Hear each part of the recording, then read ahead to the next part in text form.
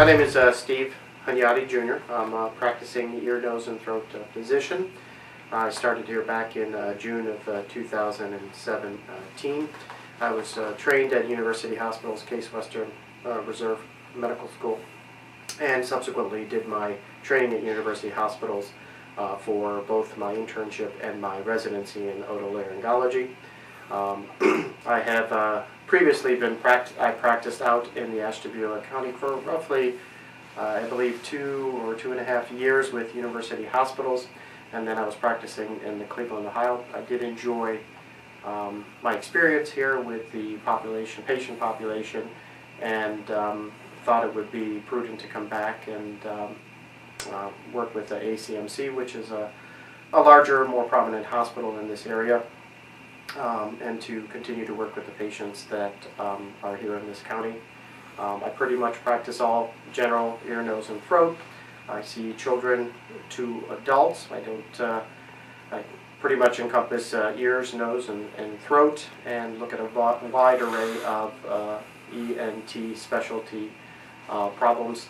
Typically in the fall you have ragweed allergies as a big component, but as the fall-winter season starts to come, people are exposed to more viral, potentially leading into sinus infections. It's kind of hard to differentiate between what are a flare-up of allergy symptoms, a typical viral cold, or the start of a sinus infection. And typically most people who have allergies will almost on a more common basis be able to use their previous medications to kind of treat the allergies, antihistamines, topical steroid sprays, and oftentimes after several days the symptoms should improve. Viruses also typically run their course in about 3 to 5 days, and most people notice an improvement. It's really when you start getting beyond the 5-7 days and you still have persistent symptoms or even worsening symptoms that this could represent something more significant, such as an acute sinus infection. There are some people that have chronic sinus issues, and during the fall season, viruses, allergic or non-allergic triggers can make their chronic sinus disease much worse.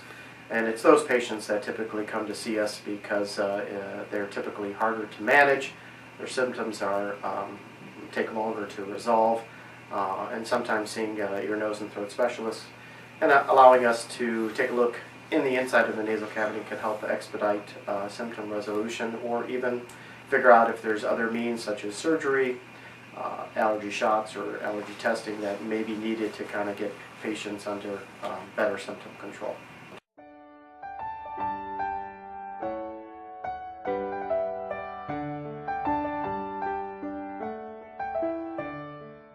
I think the biggest thing I noticed practicing in Ashtabula County is that there is a slight increased prevalence for head and neck cancers, and many of the patients seem to present to the physician's office later than what I've seen in other parts of the area. And it's important to realize if you start having persistent symptoms, sore throats, trouble swallowing, pain with swallowing, or even if you notice any abnormality in your mouth or back of the throat that just doesn't look right, to come in and seek medical attention sooner than later.